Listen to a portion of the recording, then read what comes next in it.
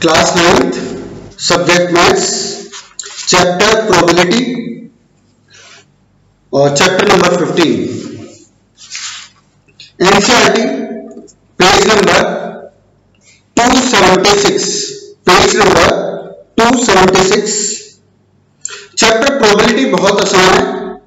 9th class से इसका introduction शुरू होता है और उसके बाद जब तक तुम मैथ्स लेते रहोगे 9th से लेकर ग्रेजुएशन तक, मास्टर तक, जब तक तुम्हारे साथ मैथ्स चलता रहेगा तब तक प्रोबेबिलिटी तुम्हारे साथ साथ चलती रहेगी।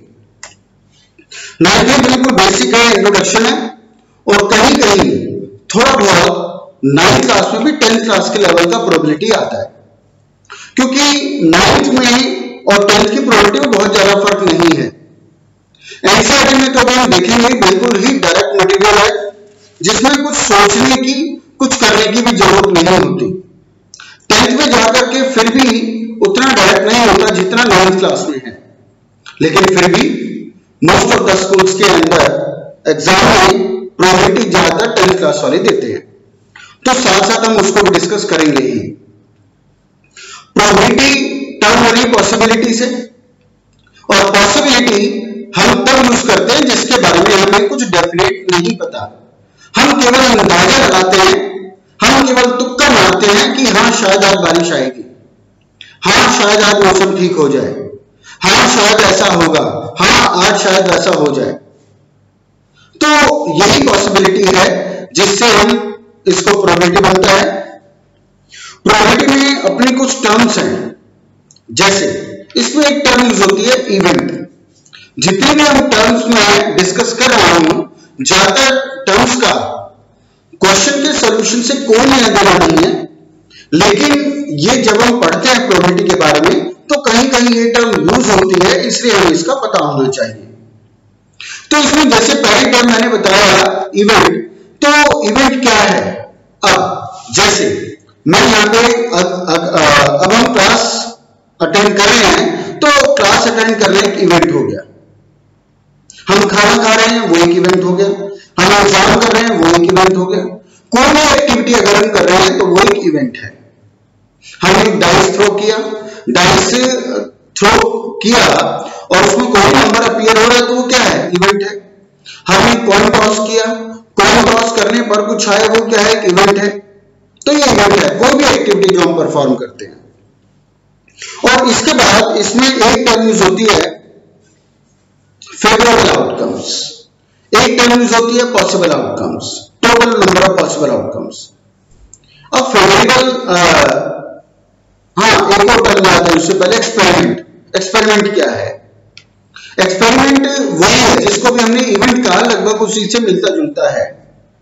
एक्सपेरिमेंट तो जैसे हम ये कह सकते हैं, आपने एक कॉइन टॉस किया। कॉइन टॉस करना एक्सपेरिमेंट है। कॉइन टॉस करने पर हेड अपीयर हुआ, ये एक इवेंट हो गया। हमने डाइस थ्रो किया, डाइस थ्रो करने पर नंबर 6 अपीयर हुआ, तो डाइस थ्रो करना एक एक्सपेरिमेंट है और उस एक्सपेरिमेंट में 6 अपीयर हुआ जब आपने डाइस फेंका, तो वो एक इवेंट हो गया। अब इसके बाद मैं बात कर रहा था, मेरी जो हमारी टर्म्स यूज होगी फेवरेबल आउटकम्स और total number of possible outcome. Favourable outcomes क्या है? जैसे जब आप कोई भी लोगो वाला गेम खेलते हो तो आपको पता है कि लोगों में 1 या 6 आने पर आप आगे करते हो मूव। आप स्टार्टिंग करते हो गेम की 1 या 6 आने पर, तो 1 या 6 आना उस गेम की रिक्वायरमेंट है, उस गेम की डिमांड है, तो वो उसकी फेवरेबल आउटकम बोली जाएगी। आप लोगों को कोई गेम कंडक्ट कर रहे हो, आपको किसी बॉडी को काटना है तो आपको चाहिए, आपको ये होगा कि अगर 4 आ जाए तो वो कट हो जाएगा। तो उससे वो 4 जो आपकी रिक्वायरमेंट है वो आपकी फेवरेबल आउटकम है जो आपको चाहिए। हमने एक एग्जाम दिया, एग्जाम आने पर 100 मार्क्स का एग्जाम है और 34 वाला पास होता है, तो इस एग्जाम को पास होने के लिए 34 मार्क्स चाहिए, तो 34 मार्क्स आना एक फेवरेबल आउटकम है। अब आपने ये सोचा, अब आपको बोला गया कि बेटा अगर तेरे 100 में से 93 मार्क्स आ जाएंगे तो हम तेरे को ये लाके दे देंगे, तो आपको जो चीज चाहिए उसके लिए आपको इतने नंबर लाने पड़ेंगे, तो इतने नंबर लाना एक फेवरेबल आउटकम्स है। अब वो आउट से नहीं वो ज्यादा जाए वो एक बात अलग है, लेकिन इतने तो आपको चाहिए, वो आपका एक फेवरेबल आउटकम्स हो गया। तो जो आपकी डिमांड है, जो आपकी रिक्वायरमेंट है, जो आपकी जरूरत है, किसी भी एक्टिविटी को, किसी भी चीज को चलाने के लिए जो वो चीज चाहिए आपको, वो favourable outcomes. Next last term आते हैं टोटल पॉसिबल आउटकम्स। ये क्या है? जैसे एग्जाम हुआ, एग्जाम होने पर दो केस हो सकते हैं, या तो मैं पास हो जाऊंगा या मैं फेल हो जाऊंगा, इससे ज्यादा तो कुछ नहीं हो सकता। तो ये दो पॉसिबल आउटकम्स हैं, ये दो पॉसिबल आउटकम्स हैं। आपने एक कॉइन टॉस किया, कॉइन टॉस करने पर क्या आ सकता है? या तो हेड आएगा या टेल आएगा, और तो कुछ नहीं आ सकता। तो ये दो जो इवेंट आ रहे हैं, ये दो इवेंट आपके टोटल पॉसिबल आउटकम्स हैं। टोटल पॉसिबल आउटकम का मतलब वो एक्सपेरिमेंट करने पर मैक्सिमम क्या क्या चीजें आ सकती हैं, मैक्सिमम क्या क्या इवेंट आ सकते हैं, वो सारे पॉसिबल आउटकम्स हो गए। आपने डाइस थ्रो किया, डाइस थ्रो करने पर क्या क्या आ सकता है? 1, 2, 3 या 4 या 5 या 6, 1 से कम कुछ नहीं आ सकता, 6 से ऊपर कुछ नहीं आ सकता डाइस में। तो जो 6 नंबर्स अपीयर होने की पॉसिबिलिटी है, ये 6 जो इवेंट आने की ये पॉसिबिलिटी है, यही 6 पॉसिबिलिटी आपके हैं total number of possible outcomes.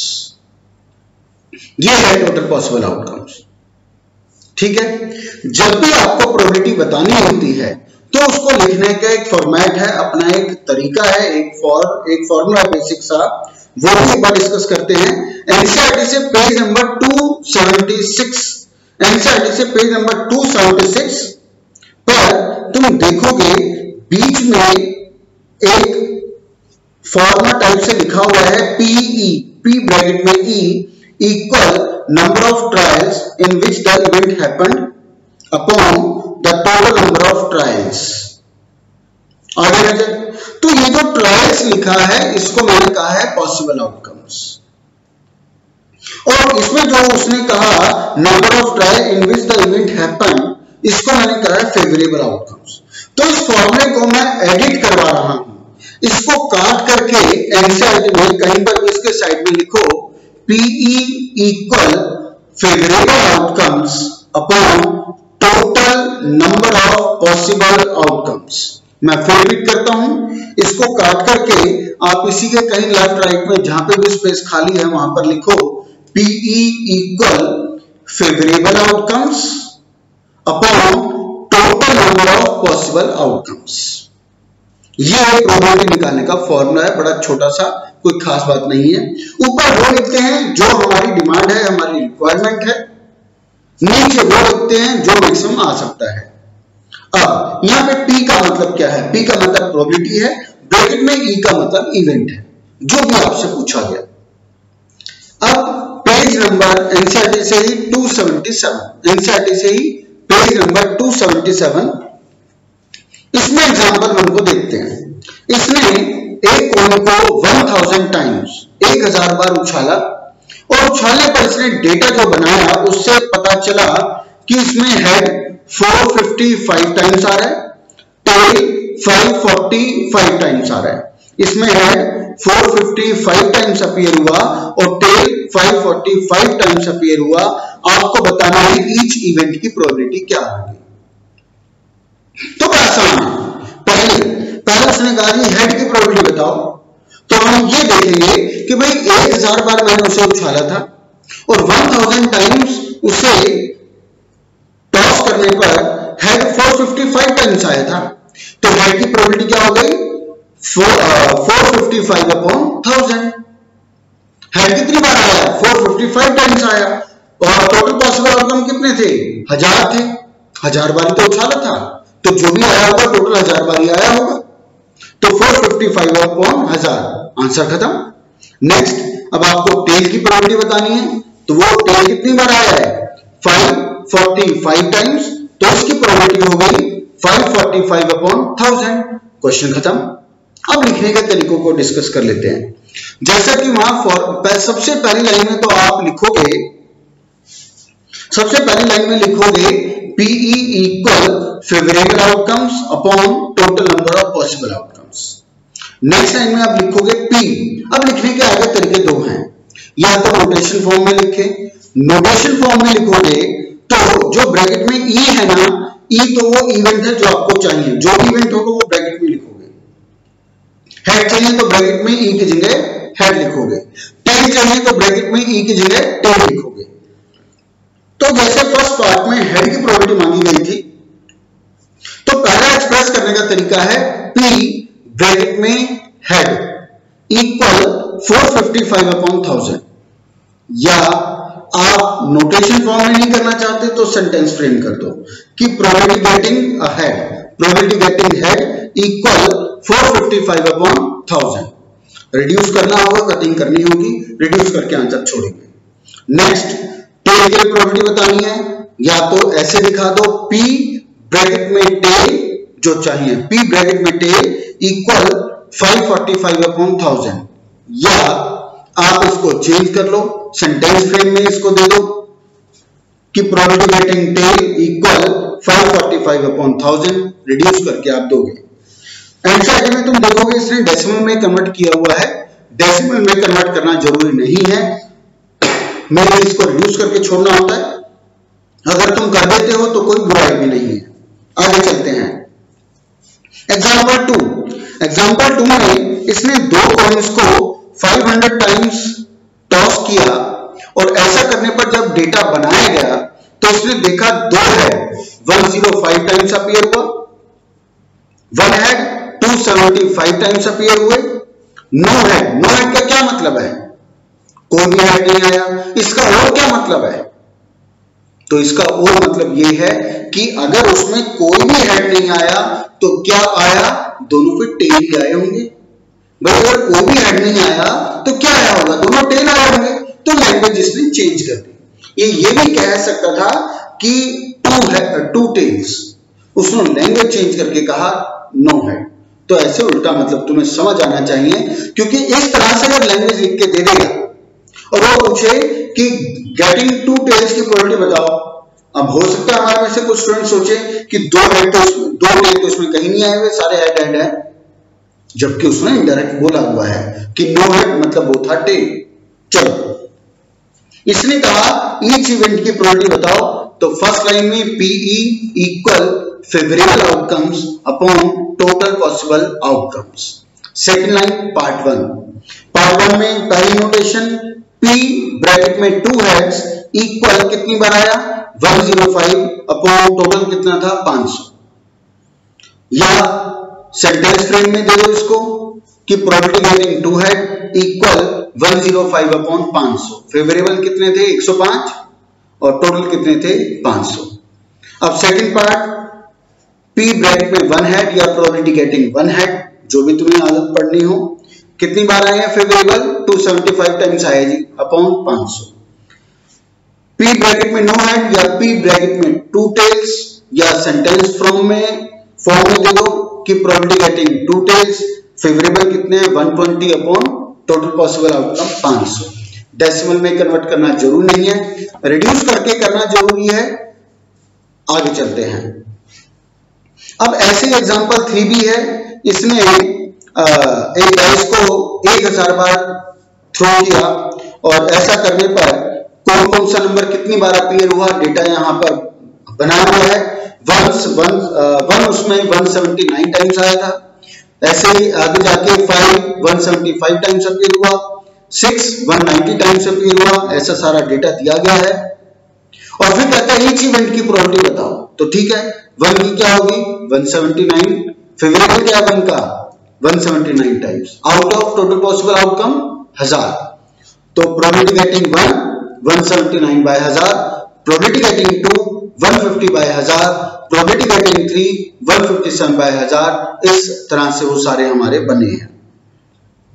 Reduce करके छोड़ना है, डेसिमल में करना ना करना तुम्हारी मजबूरी, वो मर्जी है। एग्जाम्पल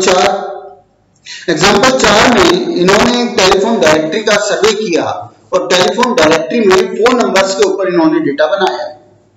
अब इन्होंने डेटा कुछ ऐसा बनाया, इन्होंने कहा कि जब फोन नंबर शुरू होता है तो फोन नंबर की जो लास्ट डिजिट है कॉर्नर वाली, कॉर्नर डिजिट में ऐसे फोन नंबर कितने हैं जिसकी आगे से नहीं पीछे से, पीछे वाला नंबर, जैसे जो मेरा फोन नंबर है उसके लास्ट में 3 आता है ऐसे। तो ऐसे फोन नंबर जिनका राइट हैंड से फर्स्ट डिजिट 0 है ऐसे 22 फोन नंबर्स हैं, जिसका फर्स्ट डिजिट 1 है ऐसे 26 फोन नंबर है, ऐसे फोन नंबर जिसका फर्स्ट डिजिट 2 है ऐसे 22 नंबर्स हैं। ऐसे करते करते ऐसे फोन नंबर्स जिनके फर्स्ट डिजिट 9 है ऐसे डायरेक्टरी में 20 फोन नंबर्स हैं। अब आगे पूछता है उन फोन नंबर्स की प्रोबेबिलिटी बताओ जिनका यूनिट डिजिट 6 है। उन फोन नंबर्स की प्रोबेबिलिटी बताओ जिन फोन नंबर्स का लास्ट डिजिट यानी left and right hand side से पहले वाला जो नंबर है वो 6 है, उनकी प्रोबेबिलिटी बताओ। तो हम डेटा में देखेंगे ऐसे फोन नंबर जिनका फर्स्ट डिजिट यानी जो राइट से पहले डिजिट है वो 6 है, ऐसे कितने फोन नंबर हैं? डायरेक्टरी में ऐसे 14 फोन नंबर्स हैं। Out of 200 phone number, directory में 200 फोन नंबर्स हैं। तो पहले लाइन में P E equal favourable outcomes upon total number of possible outcomes. Second line P वो ब्रैकेट में डिजिट 6 या probability getting phone number with the unit digit 6 equal 14 upon 200। Reduce करके decimal में वो हमारी मर्जी है, नॉर्मल सीधा सीधा। ऐसे एग्जांपल 5 बिल्कुल डायरेक्ट है, क्वेश्चन एग्जांपल 6 बिल्कुल डायरेक्ट है। क्वेश्चन एग्जांपल 8 ये थोड़ा और डिस्कस कर देता हूं। एग्जांपल 8 पेज 281 पर इंश्योरेंस वालों ने 2000 ड्राइवर्स पे एक सर्वे किया। उन 2000 ड्राइवर्स के 3 एज ग्रुप इन्होंने बनाए, एक 18 to 29 इयर्स का, एक 30 to 50 इयर्स का, एक 50 अबव वाले ड्राइवर्स।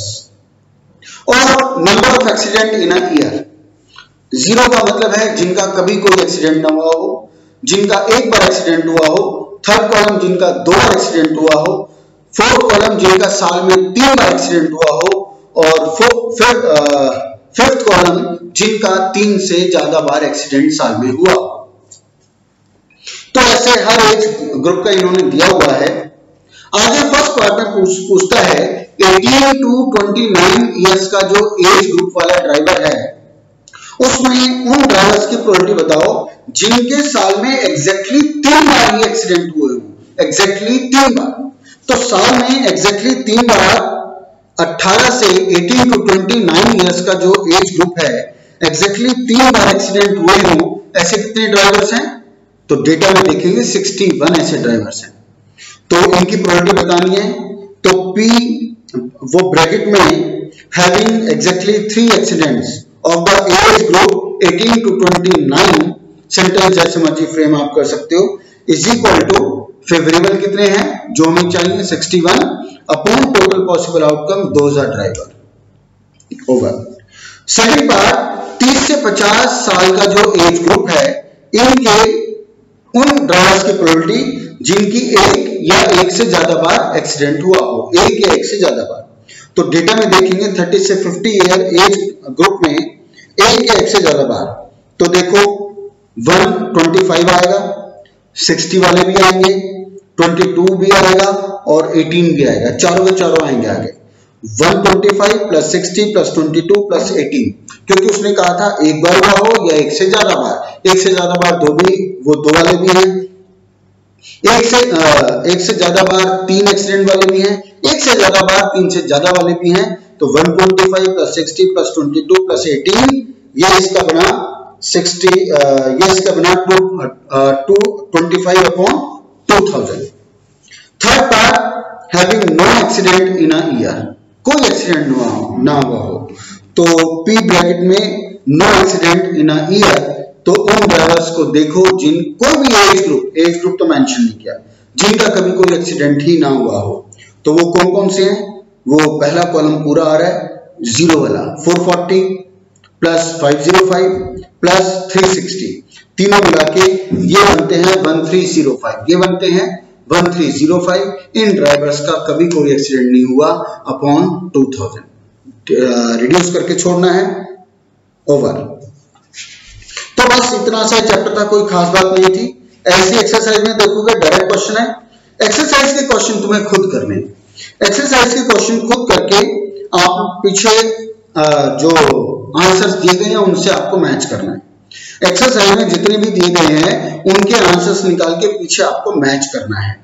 मेरे लिए तुम सिर्फ एक ही क्वेश्चन पूरे परफॉर्मा से पूरे प्रेजेंटेशन के साथ करके भेजोगे। आपको पेज नंबर 283, पेज नंबर 283, ये question number 1 and 2, question number 1 and 2, इन दो क्वेश्चंस को पूरा प्रेजेंटेशन के साथ आप मुझे करके भेजोगे। अब कुछ एडिशनल बातें कर लेते हैं, जैसे ये 283 एक्सरसाइज 15.1 पे ही फर्स्ट क्वेश्चन में डिस्कस कर लेता हूं। इन्होंने क्रिकेट मैच में वो बताया कि 30 बॉल्स में से 6 टाइम्स बाउंड्री हिट हो गई है, 6 टाइम्स बाउंड्री हिट हो गई 30 बॉल्स पर। अब इसने कहा था कि कितनी बार बाउंड्री हिट नहीं हुई उसकी प्रोबेबिलिटी बताओ, कितनी बार यह बाउंड्री हिट ना होने की प्रोबेबिलिटी बताओ। तो उल्टा क्वेश्चन हो गया भाई, हमें यह मालूम था कि 30 बॉल्स है, टोटल पॉसिबल आउटकम्स तो 30 ही है, 6 बार उसमें से बॉल हिट हो गई है, तो कितनी बार हिट नहीं हुई 24, 24 बार 24 टाइम्स बॉल हिट नहीं हो पाई होगी, उसी की प्रोबेबिलिटी की बात कर रहा है। सीधा बोलने की वजह उसने उल्टा इनडायरेक्टली क्वेश्चन पकड़ा दिया।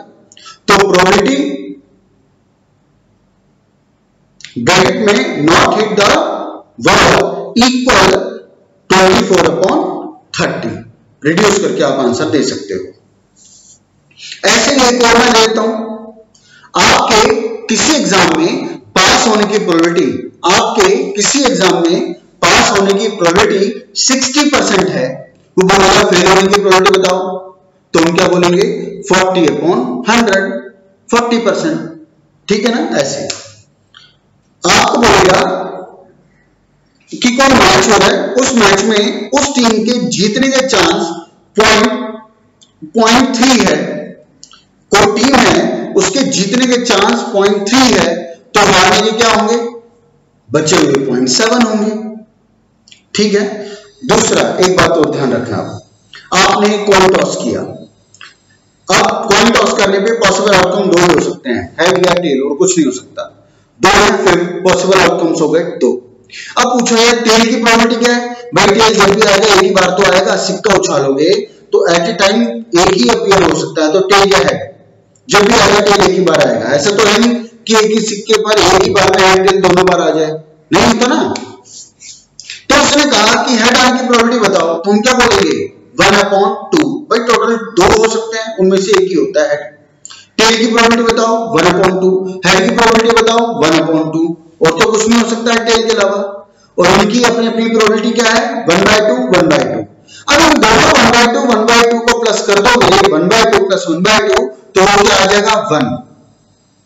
आपने डाइस थ्रो किया, डाइस में 1 आने की प्रोबेबिलिटी 1/6, 2 आने की प्रोबेबिलिटी 1/6, क्योंकि डाइस में 2 एक ही बार होता है, ज्यादा बार थोड़ा ना होता है।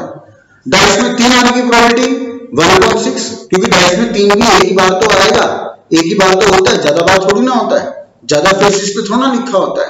4 की प्रोबेबिलिटी 1/6, क्योंकि 4 भी एक ही फेस पे तो लिखा होता है, ज्यादा पे थोड़ा लिखा होता है।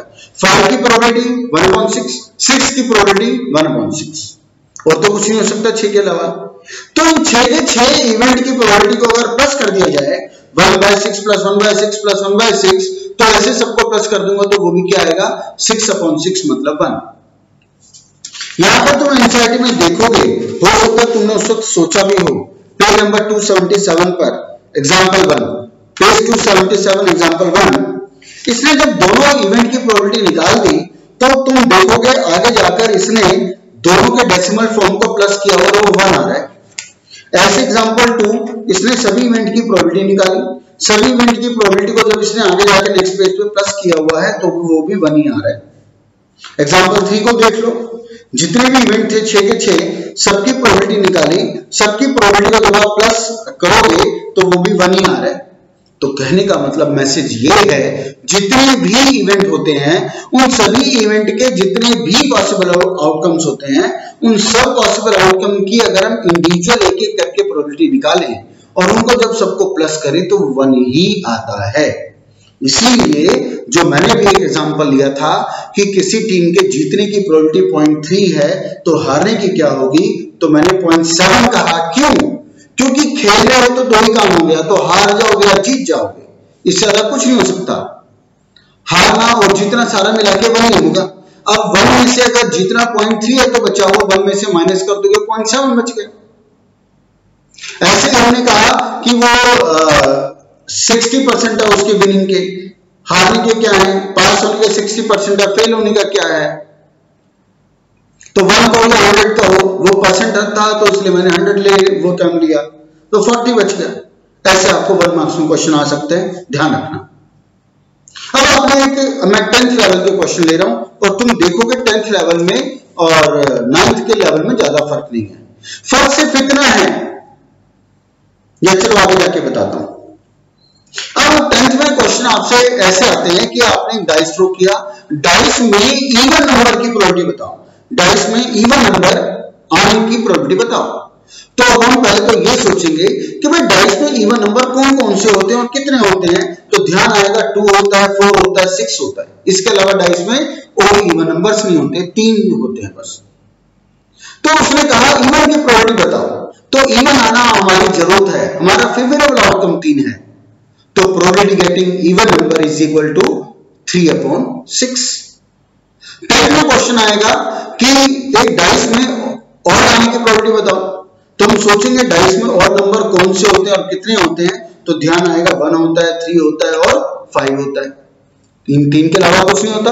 हमें और चाहिए, और आना हमारा फेवरेबल आउटकम है, तो probability getting an odd number is equal to 3/6। Question 10th में आएगा कि डाइस में मोर देन 4, डाइस में मोर देन 4 आने की प्रोबेबिलिटी बताओ। अब उसने कहा 4 से ज्यादा नंबर आने की प्रोबेबिलिटी बताओ, तो हम सोचेंगे डाइस में 4 से ज्यादा, 4 से बड़ा नंबर कौन सा हो सकता है, तो डाइस में भाई 4 के बाद तो 5 आ सकता है और 6 आ सकता है। 6 से ऊपर तो डाइस में होता ही नहीं है, या तो 5 आएगा 6 आएगा, इन 2 के अलावा कुछ नहीं आएगा 4 से ऊपर। तो 4 से वो बड़ा नंबर आना हमारी जरूरत है, तो फेवरेबल हमारा ये हो गया। तो प्रोबेबिलिटी क्या हो गई, probability getting more than 4 equal 2/6। बोलिए डाइस में, एक डाइस में नंबर 5 से छोटा आने की प्रोबेबिलिटी बताओ, लेस देन 5, तो सोचेंगे डाइस में लेस देन 5 कौन कौन से हो सकते हैं, 1, 2, 3 और 4, इनके अलावा तो कुछ नहीं हो सकता। तो प्रोबेबिलिटी क्या होगी, वो probability getting a number less than 5 equal 4/6। तो 10th में और 9th की प्रोबेबिलिटी में सिर्फ इतना डिफरेंस है, 9th में आपको पूरा डेटा उसने बना करके दिया हुआ है, टेबल पूरी बना के दी हुई है जी, ये इतनी बार आया हुआ, ये इतनी बार आया हुआ, ये इतनी बार आया हुआ। आपको नहीं सोचना कि कौन कितनी बार आया होगा, वो उसने डेटा बना के दे रखा है। आपको तो केवल 9th में क्वेश्चन पढ़ना है, डेटा को देख करके आपको आंसर अपना लिखना है। 10th में क्या है, डेटा नहीं देगा वो आपको, बस ये बोलेगा कि डाइस इतनी बार उछाला है, उस नंबर के आने की प्रोबेबिलिटी बताओ, कौन को इतनी बार टॉस किया है उसके आने की प्रोबेबिलिटी बताओ, डेटा नहीं देगा। अब ये मत सोचना कि एक डाइस का या एक कॉइन का तो कर लेंगे, ये हजार का कैसे करेंगे, 10th में ऐसे नहीं आता। डाइस को वो एक ही बार उछालता है 10वीं में, कॉइन को वो 1 या 2 बार वो उछालता, ज्यादा नहीं उछालता, वो हम कर सकते हैं। तो 10th में केवल इतना क्वेश्चन आता है, ज्यादा डिटेल में नहीं होता। तो इसके साथ हमारी प्रोबेबिलिटी यही समाप्त, और जो मैंने एक्सरसाइज से तुम्हें 2 क्वेश्चन एज ए सैंपल, बस मुझे ये चेक करना है, समझ तो तुम्हें ये आ गया होगा, समझने का तो इस चैप्टर में कुछ भी नहीं है, समझने के नाम में तो बिल्कुल कुछ भी नहीं है, केवल प्रेजेंटेशन का है। प्रेजेंटेशन जैसे मैंने आपको बताई है, अगर प्रेजेंटेशन वो नहीं हुई, आंसर तो तुम्हारा डेफिनेटली ठीक होगा। 2 मार्क्स का तो 1 ही नंबर मिलेगा, 1 है तो आधा ही मिलेगा, पूरे नंबर बिल्कुल नहीं मिलेंगे, और हो सकता है वो भी ना मिले। तो प्रेजेंटेशन सबसे ज्यादा जरूरी है, आंसर में तो कोई खास बात है ही नहीं। आज रात तक करके भेजोगे, 5 मिनट का काम है। धन्यवाद।